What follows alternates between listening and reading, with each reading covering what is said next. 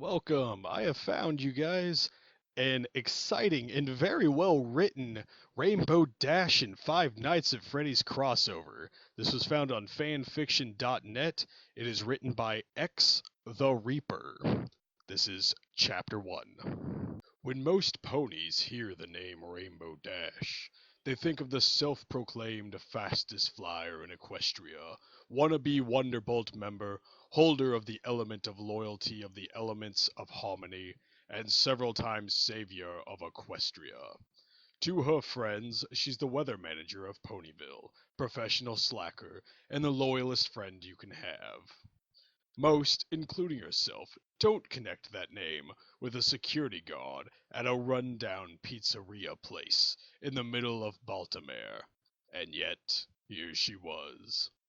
Darn it, Twilight, she muttered to herself as she stepped in the front of the door to the place, taking a moment to observe the welcome to Freddy Fazbear's Pizza in big red letters on a newly painted wooden sign in the darkness. You just had to ask me to get that new book in the Past Sins series or whatever you call it when it came out in the store today. Couldn't just, I don't know, order it in the mail or even come get it yourself? After all, Twilight Sparkle was the new princess of friendship. If she wanted to, Dash's friend could have just come here by herself and been out in 10 seconds flat, with those guys practically giving her the VIP treatment in the whole 9 yards. But no, Twilight was busy trying to fix up the whole crystal castle that had sprouted up in Ponyville just 3 weeks ago, and was still trying to deal with the consequences of a giant castle appearing right where the old library had been.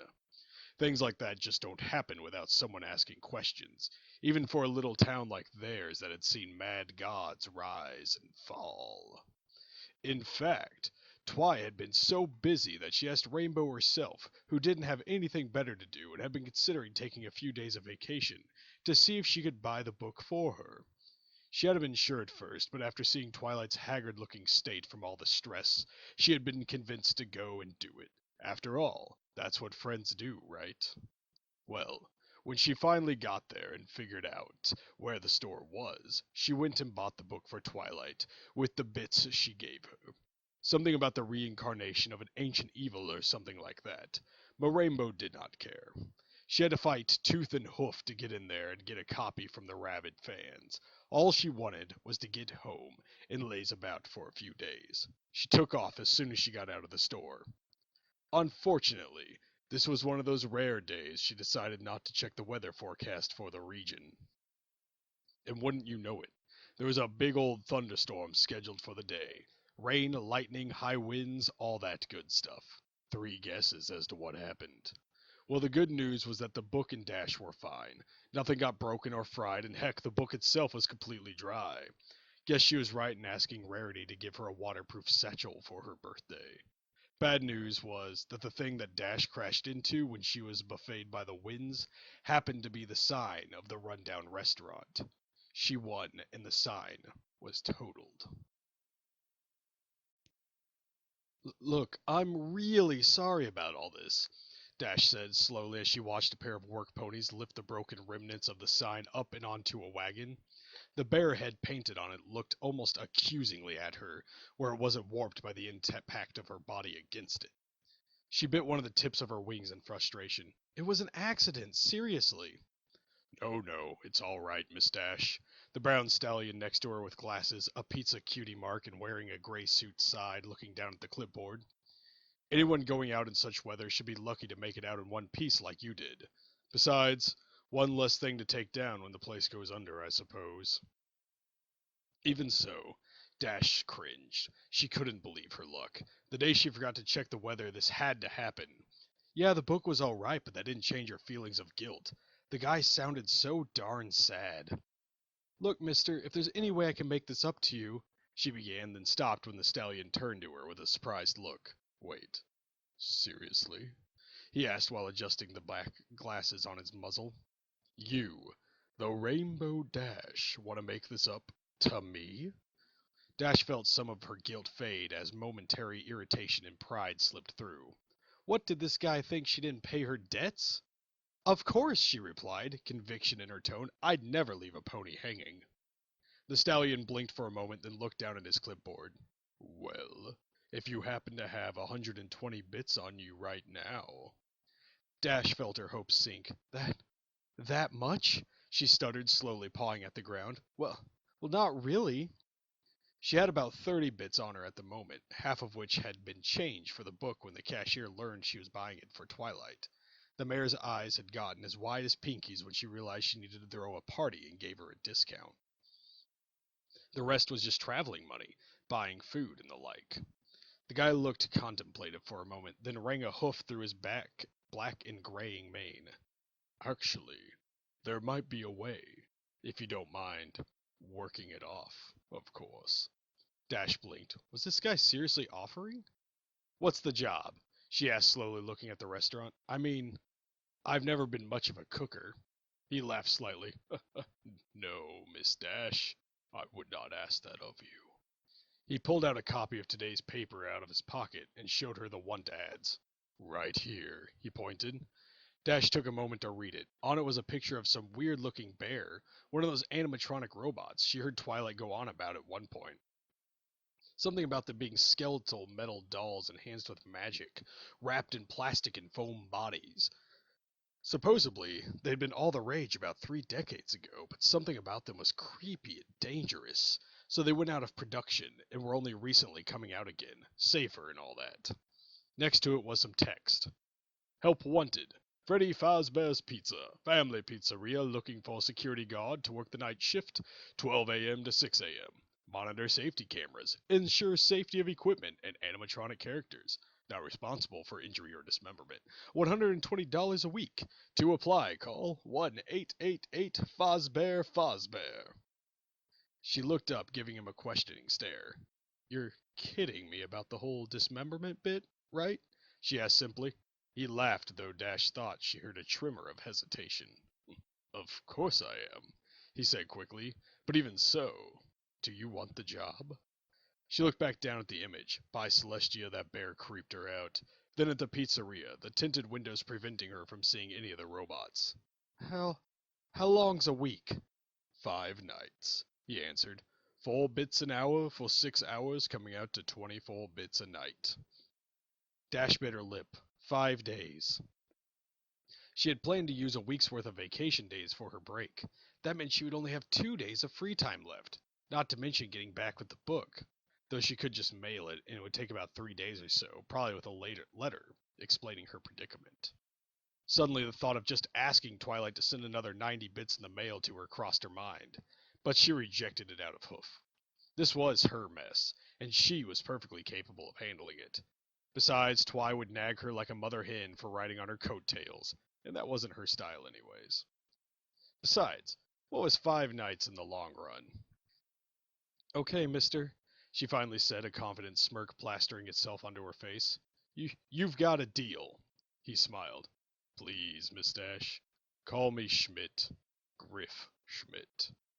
She kept up the smile as she shook his hoof. Then just call me Rainbow Dash. He raised an eyebrow, then nodded. Well then, Rainbow Dash. He tested her full name as if committing it to memory. I'll see you tonight at, say, 11. She nodded. Right. She then reached into her satchel, pulling out the book that had caused all this trouble. I'm just going to go and mail this little thing, all right? He shrugged. So long as you're back in time, I'll give you a brief tour, all right? Dash flashed him her signature devil-may-care smile. All right then, Schmidt, you've got a deal. She quickly took off, then remembered something. She was back in front of him in a flash, a sheepish look on her face. You wouldn't know where the post office is, right? Dash shook her head at the memories, opening the door of the place with a jingle. After she got directions, she had went to the post office and mailed the book along with a letter to Twilight, saying she'd be working off a debt for the next couple of days and that she and the gang shouldn't worry. After she talked to the postmaster and was told that it should arrive in Ponyville in 3 days, she prayed that Derpy didn't accidentally switch up the delivery address in the process. She left and decided to spend her time looking up the town, since it'd be her place of residence for the next few days. She decided to forego finding a hotel, trusting herself to the elements. A cloud was always more comfy than a bed. After, she checked the weather schedule to see if there would be clear weather for the rest of the week. She managed to entertain herself by practicing new aerial tricks, including a corkscrew freefall, and then napping until the allotted time. She rushed back to the place, and here she was. The place wasn't horrible, but wasn't exactly clean either. It was definitely an older establishment with some wear and tear on the worn floor, some frayed curtains, peeling walls, but it gave off a homely feel. There were tables set up in the dining area with party hats on plates, probably for whoever came in tomorrow, and three of the animatronics were up on the stage with various instruments, probably for entertainment. Dash took a moment to look at each of them. They stood on their hind legs like those pictures of strange creatures that Lyra once showed her.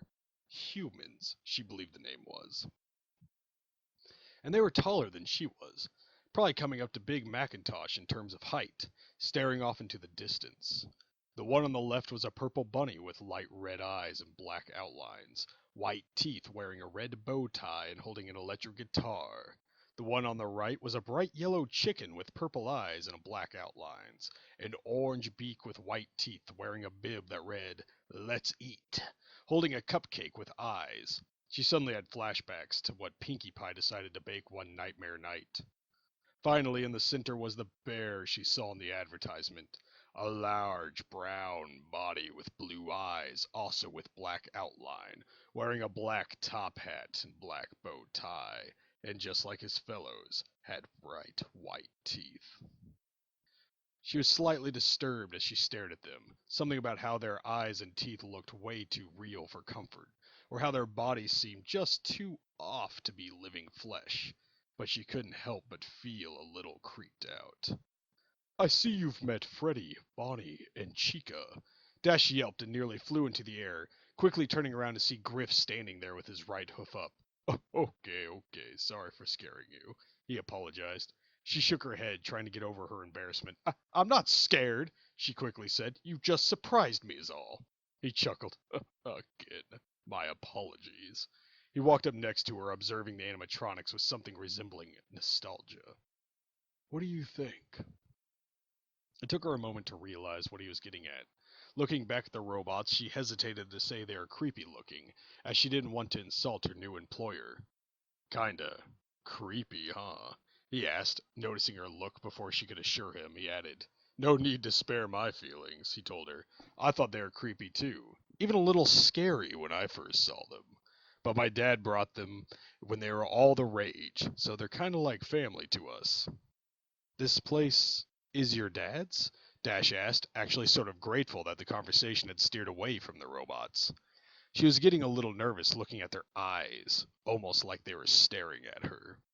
"Yeah, and it was his dad's beforehand," Griff replied. "These guys just sort of came along for the ride. I would have gotten them long ago, but the fowls love being around them. You could even say they're the prime attraction." Rainbow Dash took a moment to take a whiff of the air, catching the smell of the place. The smell of freshly baked pizza filled her nostrils, and she smiled. "The pizzas don't seem that bad," she told him, and he chuckled. "Yeah, but even all that isn't enough to pay the bills," he said with a tone of melancholy. "3 generations this place has been in the family, and I'm the one to have to give it up when the year's over. Just a week from now, actually." "Sorry, buddy," Rainbow Dash said quietly, surprised by the sadness he was showing, then tried to lighten the mood. "But hey, it's still yours, isn't it? Besides, I can handle these 3 for 6 hours." He glanced at her for a second as if sizing her up. "We'll see," he said slowly, the tone putting Dash back on edge, not because it was creepy, but strangely hopeful. But then he was back to all friendly. "Well, how about that tour, huh?" Griff was nothing if not helpful. He quickly showed her the backstage, the restrooms, the kitchen, the west and east halls, and finally, Pirate Cove. "What's behind that curtain?" Dash asked when she caught sight of the out of order sign. "Oh, that's Foxy the Pirate," Griff replied, taking a moment to pull back the curtain to show the 4th animatronic. He was, as the name suggested, an upright fox around the same height as the other 3. His fur was crimson. He had a hook for one hand, an eye patch that seems to be sticking up, revealing his right eye, keeping to the pirate theme, and wearing brown linen shorts. His teeth were surprisingly sharp, more like a fox than a pony, like the others. What surprised Dash was his condition. Unlike the other ones, his fur was tattered and ripped, in several places on his chest, stomach, and arms, revealing his metal interior. His legs were practically bare underneath his shorts, his left eyelid kind of droopy, his lower jaw seemed to be broken, like he couldn't shut it properly. Despite that, Dash felt more at ease around this one than the other three. Maybe it had something to do with the fact that he didn't look so creepy without the eyeshadow, and even with his condition, which actually made him feel more realistic since you could see that he clearly was not real with the metal parts. He just felt more natural to be around, more like a fox. Plus, the pirate gear was pretty cool. Why is he here? Dash asked. Misrepair, Griff replied, sighing as he took a look at the robot. He was always the crowd favorite, even with me and like this, but after an accident, we were forced to store him here permanently. We still show him off to the fowls, but he can't interact with them like the others can. Well, couldn't you fix him? She asked as she reached out a hoof to touch him with her free paw, surprised by how real it felt. A guy this cool looking doesn't deserve to be back here all the time. Believe me, I know, Griff answered her. But I don't have the time, skill, or parts to do it, and I don't have the bits to spare to hire someone with the ability to fix him. It was always my hope to let him be repaired for the grand finale when we go out of business, but I guess that's just wishful thinking by now. He turned around to leave, grabbing the rope to pull the curtain back into place. Dash took one last look at Foxy as the curtain went back into place. Just for a second. Probably just a trick of the light. She thought he actually winked at her. Dash sat down in the security room, in which she would be spending the remainder of the night. According to the above clock, it was almost midnight, which was Griff's cue to leave. Remember, he told her as he prepared to exit, you have limited power due to money problems, so try to avoid using the devices here as much as possible, especially multiple ones at once.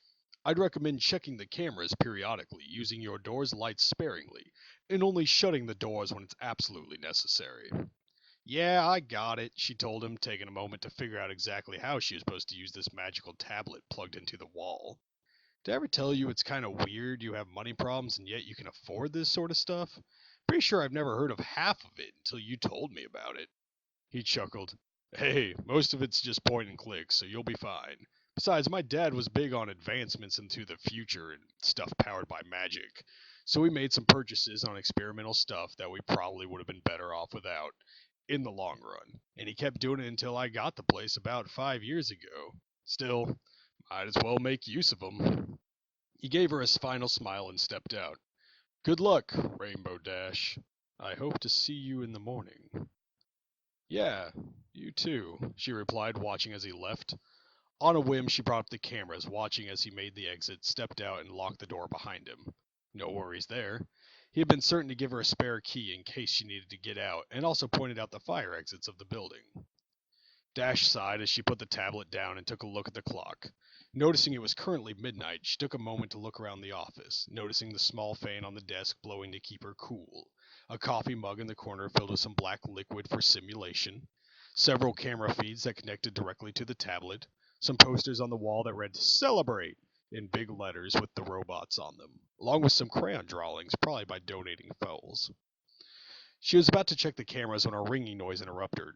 Almost jumping out of her seat at the suddenness of the noise, she stared at the ringing device before her, noticing a red flashing button next to it. Guess I need to press it, she decided, and did so, a clicking noise sounding, hello? She asked slowly. Hello, came a voice over the machine, though it sounded garbled like he was trying to cast magic at the same time, the two sounds connecting and interfering with each other. Oh, hello? Dash just stared blankly at it. Is this another one of those fancy magic tech thingamabobs Griff was talking about? Hey there, the voice continued. Name's Shep Book. Well, if you're listening to this, whoever you are, it probably means you're the new night guard, huh? Funny things the guys put in charge in there. What you're listening to now is something called a phone, which apparently might someday make using letters completely obsolete. Something about using magic to talk over long distances with a connection, but I don't know. Still, you can actually make recordings on this that can be played back later, like an audio letter. It's pretty cool. Anyways, I figured I might as well try my hoof at this sort of thing, leave a message for you to get settled in and make it through your first night. I actually worked in that office before you, so consider it like a passing of the torch. Wisdom to impart on the young and all that good stuff. Darn, this guy likes to hear himself talk, Dash muttered to herself as she half tuned him out, the surprise of the ponyless voice turning to boredom as she listened to him droll on. It was like listening to Pinkie Pie or Twilight Sparkle ramble. Except Pinkie was funny and Twilight made it sound endearing and sort of friendly, while Shep just got a little annoying. She half listened as he went on about the introductory greeting from the company, taking a moment to just randomly scroll through the camera feeds, touch the door lights, open and shut the emergency door a few times. It was kind of boring, and she wondered for a moment just how the heck a job like this made 24 bits a night. Wait, did he just say something about death and missing ponies report? Also, replacing the carpet? Now, I know all that might sound bad, but there's really nothing to worry about. The animatronic characters here do get a bit quirky at night, but do I blame them? No. If I was forced to sing the same stupid songs for 20 or 30 years and I never got a bath, I'd probably be a little irritable at night too. Just remember, these characters hold a special place in the fowls and establishment's hearts, so treat them with a little respect, okay? Dash just stared at the recording, pulling her hoof away from touching the right door light and getting back into her seat. Okay, she found herself muttering to the phone. So just be aware the characters do tend to wander a bit. They're left in some kind of free roaming mode at night. Something about the magic causing rust if they're shut off too long. I don't know. I may be a unicorn, but I don't know how that stuff works. Funny thing is, they actually used to be allowed to wander during the day too, but then there was the bite of 87. Yeah, it's amazing how a unicorn can live without both the horn and frontal lobe, huh? Dash suddenly felt like there was an important piece of information she should recall. She remembered briefly back to flight school how they had taken a crash course in safety, and so gave a brief bit about dangerous injuries capable of being sustained upon crashing and whatnot. If the frontal lobe was where she remembered, she immediately brought both hooves to the front of her skull and cradled it, briefly glancing towards the twin doors. What the heck were these things about to do?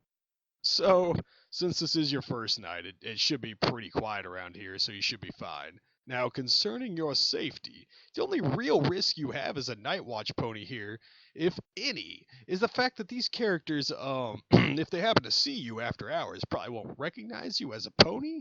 Like, they may treat you as one of their own, a magic doll. They'll probably think that you're an endoskeleton that forgot its costume. So, the worst that they could do is put you inside a suit. Dash forced herself to calm down at that, taking a deep breath while glancing at the dark doorways. Well, if it's just an accident, I guess that's fine. She chuckled slightly. I mean, getting stuffed into a suit, that can't be all that bad. Still, she took a moment to glance at the cameras. Yeah, everyone was still on stage, and Pirate Cove was shut tight. It can't be all that bad, you're probably thinking. Shep's voice continued over the phone. Well, you'd be right if the suits themselves were designed for ponies and were not filled with crossbeams, wiring, and magic devices, especially around the facial areas. You can imagine how having your head forcibly pressed inside one of those could cause a bit of discomfort and death. The only parts of you that would likely see the light of day again would be your eyeballs and teeth that would pop out the front of the mask. That particular image made Dash equal parts scared out of her mind and sickened to her stomach. It was the latter that won out. What? She almost screamed at the phone after she relieved herself in a nearby trash can of her supper of a cheap hay burger and fries. Only the sudden thought that the robots might be listening, keeping it at a whisper. Yeah, they don't they don't tell you those things when you sign up. This this has got to be a joke, right? Dash said to herself. Some sick joke for the newbies to get scared out of their minds and everybody laughs about it come morning, right? Unfortunately, Chef offered no answers. But hey, first day should be a breeze. I'll chat with you tomorrow. Check those cameras. Remember to close the doors only if absolutely necessary. Gotta conserve power, all right? All right. Well, good night. Hey, that nothing else to say? Dash yelled as the phone made a droning sound, then clicked off, leaving her alone. All alone. And with 3, maybe 4 killer dolls. A glance at the clock. 15 past 12. 97% power left. No hope for recharge. 2 a.m. 83% power remaining. Dash tried to develop a routine.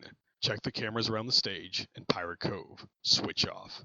Wait about 3 minutes. Look again. So far, nothing out of the ordinary. No mascot was missing from the stage, and she couldn't even see Foxy from behind the curtain. She took a deep breath to calm her nerves. The first hour she'd been checking the cameras practically every minute, sometimes even faster than that. But after she got to 86% power, she decided it was time for a change of pace. Even so, she couldn't help but feel like staying on them for about a minute, looking for any change in movement, no matter how small. Okay, okay, Rainbow, calm down, she told herself quietly. You're the best Pegasus around and nothing's ever going to keep you down. You see? Nothing's wrong. Everybody's here. Phone guy was probably some jerk trying to scare you. Yeah, that's it. Tomorrow I'll ask Griff about a stallion named Shep Book and see if he knows. I mean, come on, there's Chica and Freddy and Bonnie was gone. The darn rabbit had just been there a minute ago. But now it's like she never existed. Dash grappled with the rising panic in her chest. Okay, okay, nothing to worry about, she muttered as she changed view to the restrooms and caught nothing. I mean, he said they wandered, right? Click. Nobody in the party area. Probably just decided to take a walk. Click. Nothing down the west hall. Nothing to worry about. Click. Backstage. Fucking horse feathers! She yelped as she almost went crashing out of her chair, catching sight of the black and white still of Bonnie. Face right up at the camera like it wanted a close-up. Of course, that would have been creepy enough, but it just had to go the extra mile for her. Where the heck are his eyes? She whispered hoarsely. The red eyes had been creepy, but they were at least eyes. Now it looked like they'd been taken them out and put in white dots in the pure solid black, making it look like something out of a horror novel she once read. Combined with the smile, it went past creepy to just plain scary. In her haste, she pressed another part of the screen, changing to the kitchen, where there she noticed the visual that said visual display out of order, audio only, complete with a black screen. Quickly, she went back to backstage, only to find it empty. Flicking around a few times, she finally caught sight of Bonnie standing in the party area, facing the camera, but thankfully far away, with his eyes again. Darn, she thought, forgetting stuffing me in suits. I'll have a heart attack before that happens. 3:45 a.m. 62% power remaining. No, you don't, Bonnie! A press of the left door brought the steel barrier down on the purple bunny's smiling face. Dash took a moment to glare at it before turning back to the cameras. Okay, Freddy's just chilling on stage and... Oh, come on, where's Chica? Dash made a few quick flicks through the camera views. After dealing with Bonnie for about a half an hour, she finally figured out that he seemed to prefer coming just from the left side. Every time she found him, he was just leering into the camera like he was expecting an autograph, though whenever she glanced away, he seemed to just teleport like a unicorn to another part. He even managed to almost sneak into the office a few times, with the first time being only dumb luck that she managed to press the door button before he walked right in. Literally 1 second he wasn't there and the next he was. After that, whenever she couldn't see him in any two random rooms on the left side, she immediately checked the door lights for any signs, pressing the door shut if she so much as saw a sign of purple. By Celestia did that guy smile and her weak light creep her out. All he needed was sudden organ chord like in those plays and it'd be perfect. Fluttershy probably would have had a heart attack by this point. Then again, Fluttershy probably would have been smart enough to know better than to try flying back to Ponyville before checking the weather. Still, it wasn't all bad. Bonnie left pretty darn quick whenever she caught him, a couple minutes give or take, and even faster if she buzzed the door light over him, which allowed her to see his shadow and know when he left. Maybe he didn't like the spotlight. Weird for a guy that's up on stage playing for fouls all day. Anyways, this game of cat and mouse had been taxing her power quite a bit, but she was certain she could probably make it till 6 a.m. But now Chica had apparently decided to come on for the ride. Glancing at the door, she noticed she couldn't see Bonnie's shadow and let it up, scrolling back through the cameras to see Bonnie's back in the party area. Alright, now where's the bird? She muttered to herself, glancing over the right door. Nope, no yellow killer chicken. Click. Restrooms were clear. Click. Nothing in the East Hall corner. Click. Oh, Buck! She yelled as she recoiled from the image in the East Hall. Chica was right there, staring right in the camera's face with her mouth open in some sort of smile. That wasn't what freaked her out, though. No, that honor was reserved for the fact that she could apparently see a second pair of teeth inside the mouth, and those looked strangely like a pony's. The only parts of you that you'd likely see the light of day again would be your eyeballs and teeth that would pop out the front of your mask. Dash quickly brought the camera down, pressing the door lights on both sides to make sure that Bonnie hadn't snuck in again. Heart pounding. No. Then she glanced back into the monitor. Nothing. Bucket. She monitored softly and glanced at the clock. Ugh. Her neck snapped around so fast she was certain she would have broke it. A lunge for the door lock, and the smiling face of Chica the chicken appeared behind a wall of metal safety. Darn it, just go play with each other, why don't you?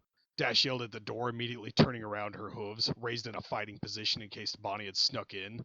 A glance at the clock. It was 5 minutes till 4 a.m. Quarter to 5 a.m. 37% power remaining. Dash took a swig of her coffee, nearly gagging as the cold liquid went down her throat, red eyes glued to the screen. All right. Bonnie was in the supply closet, glancing up at her like always. Chica's still by the right door. She might not come to the door as often as Bonnie, but she sure as heck loved to camp there. Guess she just got lonely being the only girl, not like she was gonna open the door for her. She could just stand there. Not a sign of Foxy from behind Pirate Cove. He was rapidly becoming her favorite doll of all. Heck, she figured she might just start visiting before the shift started, just to make sure he wasn't getting lonely. Click. Freddy was still on the stage, the only sign he had moved at all tonight being the fact that he was staring directly into the camera with black eyes. He was her second favorite for now. Dash checked the lights again, seeing Chica was gone, and flipped the switch to open the door. Had to conserve power. She had no idea what would happen if she ran out of it before the shift ended, but she was sure as hell not going to risk finding out. Another glance to the monitors had her in the kitchen, where she could hear something rustling around the pots and pans. Guess she got hungry. She wondered to herself after a brief chuckle, the image of Chica eating a pizza with the Let's Eat bib still on, somehow preaching the strange combination of paranoia, fear, frustration, and sleeplessness that had encircled her brain. Wonder if there's anything in there she'd like to share. A brief gurgle came out of nowhere, causing her to instinctively shut the left door and buzz light in panic. It took her about a minute to realize she'd just heard her own stomach growl. Oh man, I hate this job. She muttered darkly as she opened the door, cursing that particular episode cost her another 2% of power. By this point, she couldn't afford to lose any more. 5:45 a.m. 13% power remaining. Come on. Dash chanted that wishful phrase like her life depended on it. Half an hour from the clear, and apparently Bonnie and Chica had tired of their little game. Bonnie appeared from the right side and was now camped right outside the door, while she had taken a moment to look at Pirate Cove, seeing no sign of Foxy emerging. She had shut the door as per usual and decided to check on Chica, who she had last seen back in the restrooms. It was only that darn gurgling. Why the hay didn't it sound like a pony? That warned her in time to put the monitor down and shut the left door, seeing Chica's inanimate purple eyes flash in what seemed like disappointment that she couldn't help her back into a suit. Dash personally liked her face the way it was, so she didn't want to be put in a suit. Now she had both doors down, why that normally wouldn't have been a problem, just flash the lights a few times and they'd go away. But 15 minutes and 13% of her power later, they had not moved once. As such, she had given up pressing the lights, trusting instead for the doors to hold. The cameras couldn't show just outside her door, so those were useless for her to save the occasional glance at Foxy's place, who again had not moved once this entire time. She was half tempted to kiss him for that small mercy, but she ignored it. At the stage where Freddy was, smiling like this was all just some great prank. Forget what she said about him being his second favorite. That damn smile was worse than Bonnie and Chica's. At least they actually made her feel scared. He just pissed her off. She glanced at the clock. 5:50 a.m. 9% left. A gurgling noise on the right made it clear that Chica was still there.